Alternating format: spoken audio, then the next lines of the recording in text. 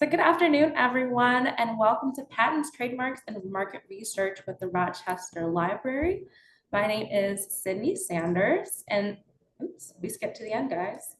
I'm Sydney Sanders, and I'm the Marketing Engagement Manager here at Launch New York. So before we jump right into today's topic, I do want to provide a brief overview of Launch New York for those who may not know. So we are a nonprofit venture development organization focused on supporting and investing in high growth companies in upstate New York. Really working to build on that innovation and the local economy here. We serve 36 counties in New York State, highlighted on the map you can see on the slide, from Buffalo to Albany, helping high growth founders access the tools and support that they need to scale their businesses. And since our launch in about 2012, we've supported over 1,850 startups through mentorships, supporting over 9,600 jobs, and have made direct investments in more than 110 companies. So a little bit more about Launch New York. So we provide pro bono mentorship through our entrepreneurs and residents who work closely with our startups, several of whom I see are already in the call today. Hello, everyone. And access to the most active C fund in New York State. Additionally, we have specialty programs designed to help a wide range of founders, with targeted support for under-resourced founders through our Founders Go Big program and founders developing clean energy solutions in our Eco Incubator. And for more information, you can visit our brand new website, launchnewyork.org. So I'm super excited to welcome Jen Burns from the Monroe Rochester Library. Jen has been with the Central Library for 13 years now, and then prior to that, she worked at a healthcare startup and in academic medicine. When she's not working, Jen is taking care of her 23 chickens on her urban farm. Super excited to learn more about that one, Jen. And I'll turn it over to her to run her presentation. Okay, great. Okay, can everyone see that? Yes, can I get a Yep, you see it. It's in like the PowerPoint view. It's not presented. Oh, there we go. Yes. Perfect. Okay. All right. Hey, everybody. Thanks for joining us today. We're going to just talk a little bit about our resources and a quick overview of intellectual property. And yes, I do have an urban farm in the city of Rochester. And chickens are a lot. They keep you very busy. So, but we always have fresh eggs. So, okay. So I'm the head of the Business Insight Center here at the Central Library of Rochester in Monroe County. And all of our services are free and confidential. Everything is free. And most people don't realize that librarians are like priests and attorneys. We can't divulge anything that you tell us without a court order. So we take that very, very seriously. We would lose our jobs if we did do that. So please know that your secrets are safe with us. We are a provider of market research and intellectual property research, specifically prior art searches. And we are available to any company, anywhere, literally across the globe. So if you have colleagues in, Canada, we work with companies in India, Africa, you name it, it doesn't matter where you are. So we're available to anybody. And we're very unique in terms of what we have in terms of resources. You'd be hard pressed to find another library in the United States with the resources that we have. And a lot of libraries like the New York Public Library's Business and Industry Library, if you wanted them to do what we do, they would charge you, and they would charge you more depending on how fast you want the information. So, okay, so how do we do this all? So we subscribe to very high-end databases that cost an awful lot of money. Our most expensive database is about $20,000 a year, which is a lot. We spend about $100,000 a year just on database subscriptions. So we have access to Capital Changes Reporter. If anyone wants to know like the corporate history of, something like Exxon going back to the time of Standard Oil. Factiva, we provide us with news articles, and we also have a financial crimes database. So if you're doing your due diligence and you're meeting with somebody and you want to know if they've been convicted of any financial crimes or they're on any watch list, we can let you know that. Frost and Sullivan covers a wide variety of industries, defense, transportation, all that good stuff. That usually starts at the university level. So if you want to know what universities are working on what type of research. IBIS World covers over 700 industries.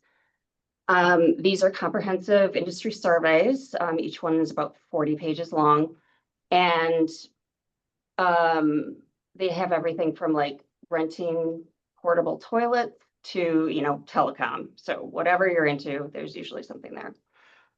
IP.com is how we search for patents, and that's actually a local company here in Rochester.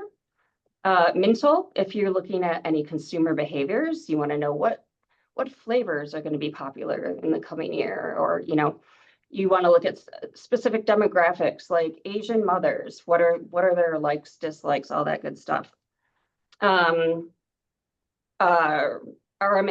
which is the Risk Management Association, if you're looking for benchmarks to see how your company compares to other companies. PitchBook, which we use a lot. We use that to identify venture capital, and we also use it to identify competitors. So something like IBIS World, it's just going to tell you who are the major players, who has the most market share, but PitchBook will tell you all those new companies that have real niche technology. Statista has statistics on literally everything. And Trademark TKO, which is the same database that an intellectual property attorney will use to determine if your trademark is infringing. So we have all that here as well. Okay, we are also the home of the Carlson Center for Intellectual Property, which is a United States Patent and Trademark Resource Center. My team goes down to Alexandria every year for a week of intensive training. So they are absolutely experts at searching for patents and trademarks. And you'd be hard pressed to find anyone better than that outside of an IP attorney. So, okay, we're going to talk a little bit about intellectual property.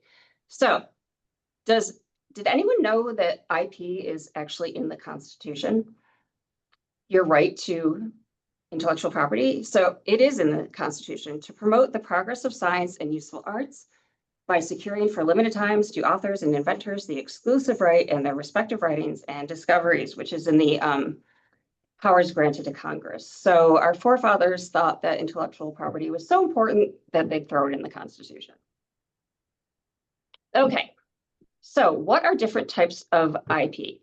Patents, which protects the utility or design of something. Trademarks, which protects your branding. Copyright, which protects creative works, and trade secrets. Okay. Common misconceptions. If you have an LLC, that doesn't mean you have a trademark. An LLC is a state filing. A trademark is a federal filing. This is a big one. IP is not, whoops, go back. IP is not like, the USPTO is not monitoring anyone or anything to see if someone's infringing on your patent or trademark. That is something you have to do for yourself. You have to bring charges against someone that's infringing. They're not going to do it for you. And a big misconception that will result in a lot of money wasted is you don't need a work for hire agreement. So what's a work for hire agreement? So you hire someone to make your logo for you. You don't do a work for hire. A work for hire is the creator is relinquishing all rights to the intellectual property. If you don't do that, things like this can happen. So the Yahoo yodeler was watching the Super Bowl and he hears himself yodeling on a Super Bowl commercial. And he's like, wait a minute, what the hell? And so he sues Yahoo because they did not do a work for hire agreement. And he got $3 million. And so if you want to prevent yourself from spending a lot of money, definitely do a work for hire. Okay, what is a trademark? There's lots of things in trademarks that people don't necessarily realize. So obviously the name of a company or product, logos, slogans, like just do it, right? Trade dress is something that we look at, say like the way that a magazine is laid out. You know, if you took like Vogue off the top, you'd kind of still know that it's Vogue, just like how everything is laid out. Sounds, again, like the Yahoo Yodeler, the NBC chimes, the ding, ding, ding, those are sound marks. And smells. Okay, this is, can you see this? Whoop, Play-Doh, right? If I took the Play-Doh label off of this and you smelled it, you'd know it's Play-Doh, right? Right, because it smells like childhood, right? So there's no other modeling clay that smells exactly like this. You'll often also find smell marks in hotels that have a certain, you know, scent in their ambiance, or different stores. And colors. So my favorite color is Louboutin red, but there's also John Deere green, UPS brown, so on and so forth. So if I want to start a line of lawn equipment, I cannot have them be green, because that is the protected branding of John Deere. Okay, so these are things to think about when you're making or thinking of terms to trademark. The best ones are just fanciful. They are completely made up words like Haagen-Dazs or Kodak. Kodak is Kodak because George Eastman just really liked the K sound. There's no meaning behind it. He just liked K words. Arbitrary common words used in uncommon ways, like Apple computers. Suggestive, you can suggest a quality of the product without describing it, like at a glance calendar. Descriptive, these merely describe the mark and must achieve secondary meaning. This is proven through consumer surveys, advertising, or time, like cold and creamy ice cream. Whoop, come here. And generic. So you can't use the name of something to describe it, right? So I can't have an apple, a real fruit apple called apple, right? You're just describing it. And again, like I can't have a brand of shoes called shoes. You're just describing the product. But here's a fun thing. So in Australia, Uggs are a common word for shoes, but Uggs can't get the trademark in Australia because they're like, no, you're just describing a shoe. Whereas in the US, they can have a trademark because we don't use that word to describe shoes.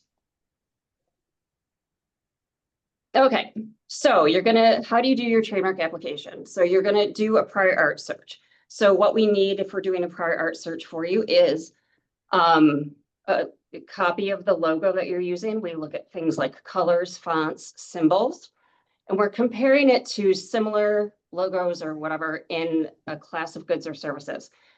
So for example, you can have Dove soap and Dove chocolate.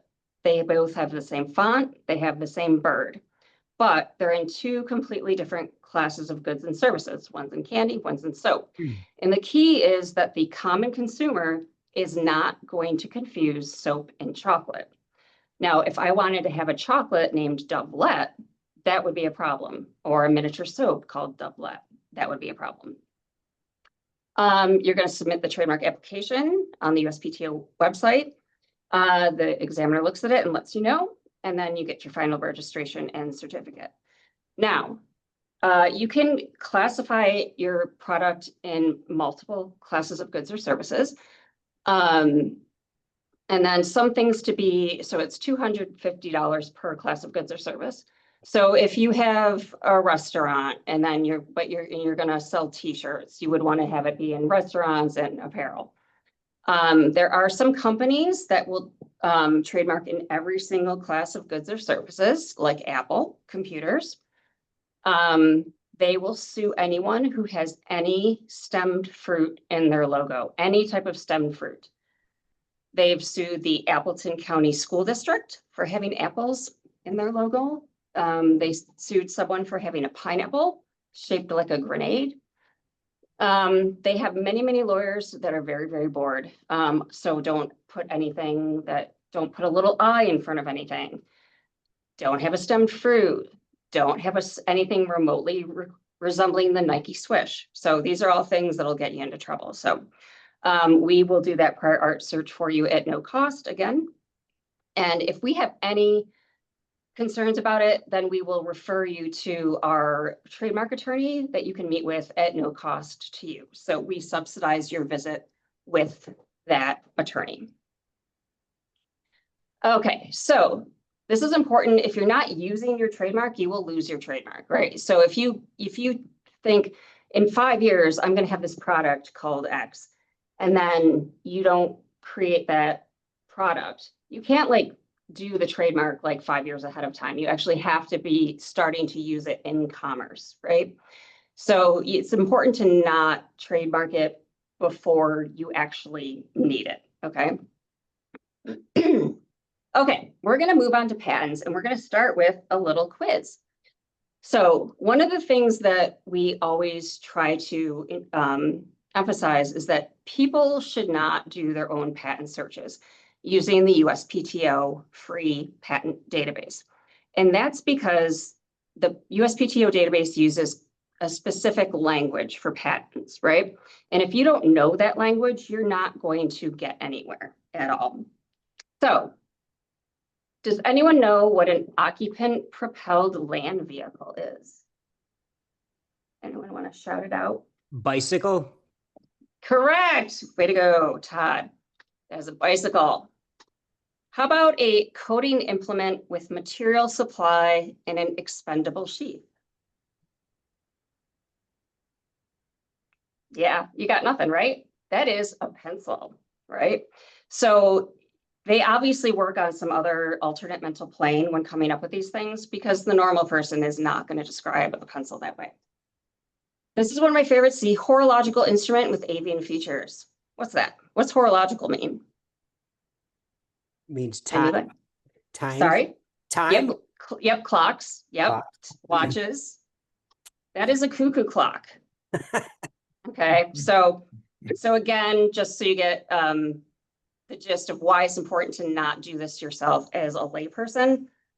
Horizontally supported planar surface with umbrella, that is like your basic patio table, right?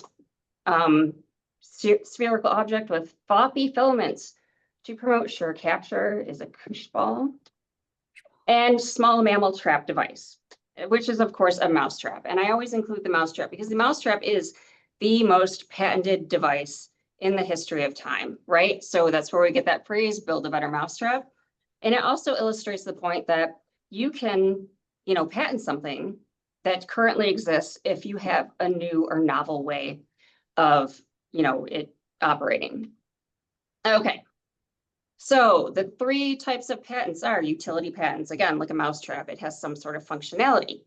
A design patent. So if anyone can see my little, nope. Here, let me get rid of this. Then you can see my. Okay. Does anyone I'm still blurry. So anyway, this is a Coke bottle, right? If I took the label Coke off of it, you'd still know that it's a Coke bottle, right? Because of the shape. That's because this is a design patent, right? Plant patents are for 20 years. If you're in Wegmans and you're buying fruit and the container says PP and a number, that means it's a plant patent. These plants must be asexually reproduced. There does have to be something novel about them, like my apple is sweeter, my rose is redder, my cannabis doesn't smell as bad, or things like that. Interestingly, even though cannabis is illegal at the federal level, you can patent cannabis plants. So, little incongruous, I know. My favorite cannabis plant patent is called Marriage Counselor. Okay, is it patentable? Is it able to be used?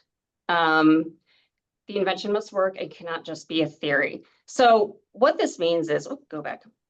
So the automobile was actually invented in Rochester by a man named George Selden. He has a patent, he has the first patent on an automobile. He couldn't figure out really how to make it though, mass produce it. So Henry Ford figured that out, but he couldn't make all of those cars for Ford until he paid George Selden lots and lots and lots of money. And he's very, very mad about it. So, George invented the car, but he didn't really know all the details. But he got there first. It has to be something new or novel, again, like something that is added functionality, something like that. And not obvious, that's a key, as related to a change. Okay, provisional versus non-provisional. A provisional application allows you to file without a full application under the condition that you filed a non-provisional within 12 months. So this is what people say patent pending, that's what this is. You have a provisional patent. Now, we cannot search on provisional patents. Those are not made publicly available. If you have a provisional patent and you don't get your filing in within that 12 months, then another company can go in and get the patent. Because again, it's first to file, it is not first to invent. Okay, copyrights for tech. Things that we discourage people from patenting software because software is pretty dynamic, right? You're going to have version 5.0, 6.0, whatever. If you submitted a patent for software, by the time your patent was approved, you'd be on a completely different version, right? And you can't go and patent that version because there's now prior art. It's your prior art, but there's prior art.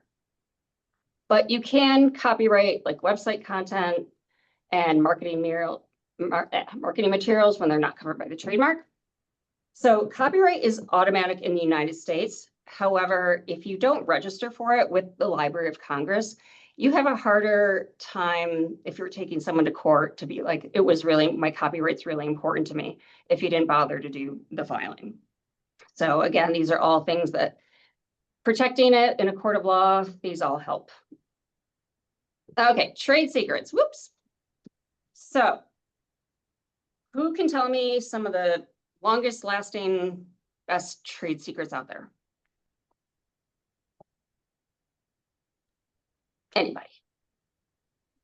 Okay, the formula for Coca-Cola is one of the longest held trade secrets, okay? Now, remember, if you have any food product, right, it's telling you what the ingredients are in order of most to least. But even with that information, I can't make Coke, right? Because I don't know what to add when and at what temperature and so on and so forth.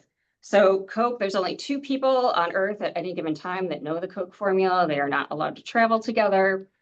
The kids can't play soccer together, you name it. So also the Google algorithm, Kentucky Fried Chicken seasonings, all that good stuff. All of those are very protected. And a fun fact, if you ask someone my daughter had an allergic reaction to like a Betty Crocker carrot cake mix. And I said, it says assorted spices, and that's the IP, right? So I'm like, can you tell me the spices that are in it? So, because she had this allergic reaction. And they're like, nope. They're like, we're not going to tell you. They're like, but you can just start guessing spices and we'll tell you if you're right or wrong. So there's a lot of spices out there and I didn't have time for that as like, whatever. So it's really important to get non-disclosure agreements, any confidentiality agreements, if you want to maintain your trade secret, right? And it's basically, there's no filing for a trade secret. The goal is just to shut your mouth, right? Shut your mouth, make sure your employees are in a rock solid NDA. And that will, that's all you need. So there are some things that you may not want to patent. And you can try to do it as a trade secret. So say you can't afford to get a patent right now, there's a couple of things you can do. You can try to have it as a trade secret, but if it's something that's easily reverse engineered, obviously that's not going to work out, right? If I see your mousetrap, I can figure out how the mousetrap is operating. But what you can also do with patents is what's called defensive publishing. So say you don't want to spend the money to get a patent because patents are expensive, and over the lifetime of the patent, you're paying fees every like 3, 5, 11 years, which is a lot of money. So with defensive publishing, we can explain to you how to do that. you can publish your invention, and that way it becomes prior art, so no one else can go and patent it. Because you don't want to invent something and then someone's like, I'm going to patent it, and then you're going to have to pay me to license the technology that you invented, right? So nobody wants that. So that's that. Okay. Why is all of this important? We save you time. So my team, we do this all day, every day. And we can do this much, much faster than you can. Also, we get a lot of people that are like, I'm going to try to Google that. The information that you need, the authoritative information you need, is not findable on Google, and it costs a lot of money. We also save you a lot of money because some of our reports, if I gave you an IBIS World Industry Survey, that would cost you about $600. A Frost & Sullivan report would cost you about $6,000. So on average, we save the entrepreneur ecosystem about $5 million a year in the reports that we provide to people. So that's a lot of money. We would much rather you take your team out for like beer and pizza than spend money buying these reports. So we subscribe to them on your behalf. I realize I've gone through this very quickly. Are there any questions in the chat? We did have a question. Do you support for full patent filing, which is pending now at the USPTO? And if so, what support would you give? So we have a patent agent that you can meet with, again, at no cost to you, that can help you review that. We can help you with, if you get, excuse me, any office actions from the USPTO. So if your patent is incomplete or lacking the correct number of diagrams in any way, that results in an office action, and that usually has a fee attached to it. So we can help you out with explaining why that you have that office action, and also having our patent agent review your application, as well as connect you with a patent examiner at the USPTO who will review your patent application prior to you filing it to make sure that you have all of the necessary information and diagrams. If that answers your question. Yes, that's great. Thank you. We have a couple more questions coming through in the chat, Jen. So Okay, let's hear them. how can startups like mine access PictureBook and other subscription services available at your library? Do we need to be there in person, or are there remote options? So great question. We do the research for you. So you email us, you tell us what you're looking for, and we do the research for you. Again, because we're faster at it and all that great stuff. We don't want to show you how to use a database and then you don't use it again for 6 months and then do it all over again. So we do the research for you. And that's, again, because we're better at it, but also that's how we keep our licensing fees down, is we have like one seat, so like one user licenses. So what you do is you tell us, so for example, PitchBook, I'm in this sector, in this vertical, I'm looking to raise this much money at this stage of investment, and then we just generate a list and can send that information to you. Same thing with any of our other databases, IP.com, which is for patents. We need a detailed abstract, and then we'll send you those results. And as detailed as humanly possible, because again, you want to minimize that number of returns. It's not helpful to have like 2,000 results. So again, reinforcing that everything is confidential, we need you to be as specific as possible. And so again, you can just email us what you're looking for. If we have questions, we'll set up a brief Zoom with you to just clarify anything. And then we'll email you the results. Everything will be in an Excel file or PDF, things like that. Couple more questions. Yeah. Help with freedom to operate assessments. So we're not attorneys. We can't give you the sign off on freedom to operate, but what we will do is, do that part art search for you. And then you can give those results to an IP attorney. We can't legally, interpret whether or not you have freedom to operate.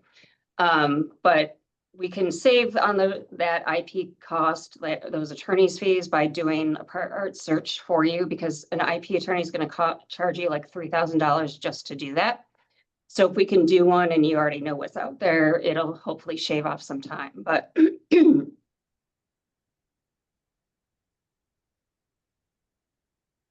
any other questions? We did have some. So if people are asking how to reach you, how to utilize the services, so maybe going over that for how our clients would utilize the services. Yes, so all you have to do is email us, and if I stop sharing for a moment, I can get in the chat. We will also be sending out contact information post the webinar today.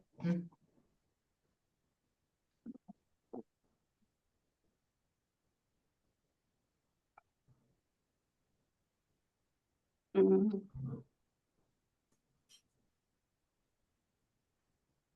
So that's pretty easy, right? So just call us, email us. My team, I will either be doing the market research myself, or my colleague Lily Anthony is our patent searcher, or Melissa Cobo, who is our trademark prior art searcher. And we had a couple additional questions. These are really great questions, everyone. Keep them coming. We have time. Do you assist with determining if something is patent worthy, such as being obvious or not necessarily a unique application? Yeah, there needs to be, well, there's a couple things. Looking at the prior art, search results is going to help you, but we can also, using ip.com, sorry, I've been getting over a cold. We can run two types of reports for you. We can run what's called a patent vitality report, which will give you an actual score on your invention, to say either it's, very novel, not novel enough. It doesn't necessarily mean that you wouldn't be granted a patent, but it does indicate that maybe you need to work on how you're on your claims, right? So claims are where the most people get into trouble. They're either too broad or way too specific. So it might be something in just how you're describing it that gives you a low score. But for that, we would just also need a detailed abstract to generate that report for you. And then we also have other reports we can give you if you already have a patent. So you give us the patent number. Now, again, this goes back to filing fees, right? It's very expensive to maintain a patent. Say you're like, I don't know if this is worth it. Do I want to keep throwing all this money at it? So we'll run that report, and it's going to tell you how relevant that technology is in today's, marketplace. And that'll give you an idea of whether you should keep funding that patent. The other thing is that it will give you information on, did you know that this patent could be applicable in these other areas? So that may open like another consumer channel for you to consider, things like that. We can also give you information on if you want to license a patent, either license one for your use or have yours be licensed by somebody, as well as if you want to sell your patent. So a lot of people get patents and they're like, I don't really know what I want to do with this. You don't have to necessarily do anything with it. You can just sell it or license it, so, especially with utility patents, utility patents are for 20 years, you have monopoly. Trade secrets are forever if you do it right. But again, it's looking at, how much can you afford? How important is it to you? So on and so forth. And as you know, like Eastman Kodak sold most of their patents when they declared bankruptcy, and they sold them to Apple and Google. So. Oh, okay. I see there is no limit on requests for us. You can email us every single day. We don't care. You're not bothering us. This is our job. This is all we do. This is our job. We consider it to be a relationship, like as your business evolves and grows, we're going to be having different conversations in terms of, how am I identifying potential competitors? How am I identifying potential customers? If you have anything B2C, we can give you like mailing lists to search on who in my county has a cat, right? So anytime you go to Wegmans and use your Shoppers Club card, right, all that data is dumped into these databases, right? And people, you end up in a database saying that you own a cat, right? We can also look at, things like who owns a jet ski, who owns a motorcycle. So generating mailing lists is also an option for that. Yeah, so we could search, oh, Nauman, hey, Nauman. We can search on who has the most patents in a certain area by either the company or the individual. So you're like, who's doing the most patents in photonics or optics? We can give you that list. And we can also give you the list that's weighted. For example, like this company has more patents, but this company has less patents, but they're more valuable. So you can look at it two different ways, just the raw number of how many people are patenting versus how important these patents actually are. We also do, we have a financial crimes database. So we can look in that to see, get any background on people, if they're on any watch lists. We also will do what we call open source investigation. So if you want to know what someone posts on their social media, but you don't want them to know that you're looking at them, we will do that for you. So, yeah, there'll be like some rando person is like looking at my Facebook or my Instagram or whatever. So we can tell a lot about people by doing that. We can tell if you were cheating on your wife before you got divorced, things like that. Political affiliations, all that good stuff, things like that.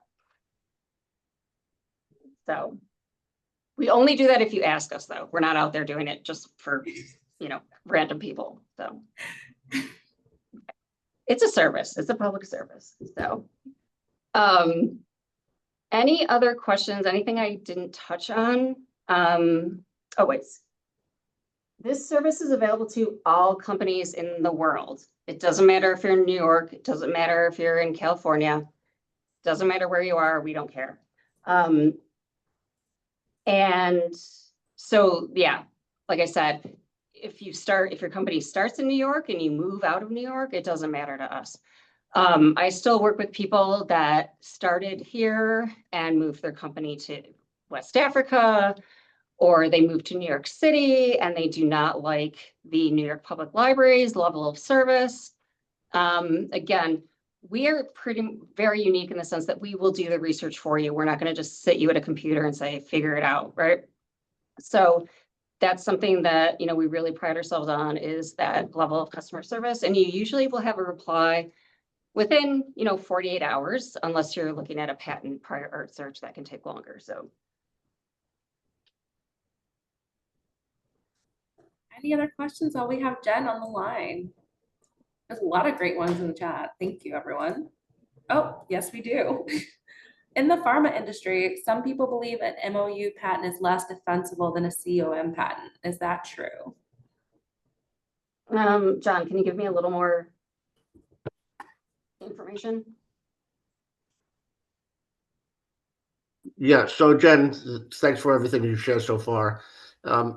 When I've spoken to people about licensing a drug, and we have a patent that's a method of use patent, not a composition of matter patent, some people say that it's not defensible or you could lose in court. And I don't exactly know why. No one has ever shared that with me. I just thought I'd ask you in case you had any thoughts on it. Can you give me an example of why it wouldn't be as defensible? It mostly surfaces when people repurpose drugs. So when drugs been on the market for 20 plus years, they have a new indication.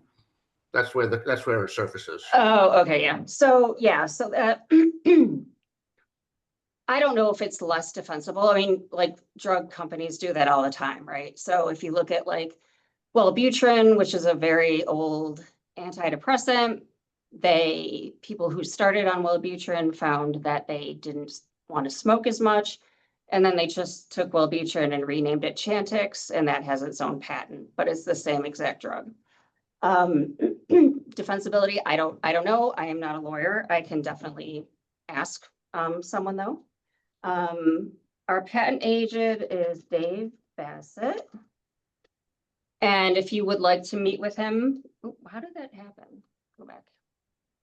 If you would like to meet with him, you need to reach out to us. We'll usually do a prior art search as part of whatever you're going to meet with him to discuss. And he can meet with you via Zoom. Again, he doesn't care where you are either.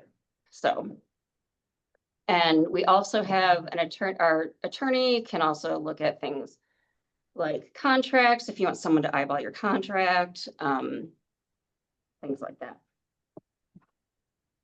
We also do 3D printing for prototypes at no cost. If you want to send us a file, we can print that out. I learned that one today. I didn't know you guys had 3D printing on standby.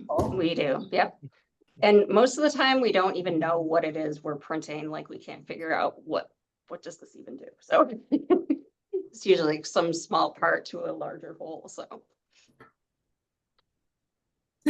Simon asked, are they 3D metal or plastic? It's plastic, yeah. Yeah. It's plastic. Dual extruder, so you can have 2 colors of plastic if that's more exciting, but yeah. Hey, Jen, this is Jerry Adamski, long time no talk. Hey. How are you? I rep a company. We're in the process of filing provisional patent. We've gone with the agent. They've looked over our stuff. Your office has helped us, but you said something during this presentation that made me pause, and that was, if you want us to look that over before it goes to the next step, we could do that. Did I understand that correctly? So you can either, you can do one or both of things. We can have our patent agent look it over, or you can meet with a patent examiner at the USPTO who will look at your application. And you'll be sharing a desktop, looking at it together. And they assign you a patent examiner who has expertise within whatever type of technology you've invented. Would you recommend that someone who's filing a patent do this as a de-risk strategy, have it run it through your office? Yeah, I mean, Before you should definitely have someone look at it. I mean, again, even if it's, avoiding the very expensive office actions, it's free, it's not going to hurt, and yeah, definitely. Well, we've done the due diligence to get a patent agent and sort out which one we want and all this stuff. So the patent agent is actually doing the work, not you, but somebody Okay. maybe you referred. I don't recall. It's been a Okay. while. But as a secondary step, would it be wise to say, yeah, since we offer the service, you might want to do that? Mhm. Yeah. Okay, I'll bring that up. Yeah. Okay, thank you. Yeah, I mean, a second opinion can't hurt. Perfect, thanks. Yes, Simon, yes, they are very expensive and they will delay the process. And the USPTO has been doged extremely, so they're very, very behind on applications. Typically would be about 18 months, but it's even longer than that because they really have a manpower shortage, so.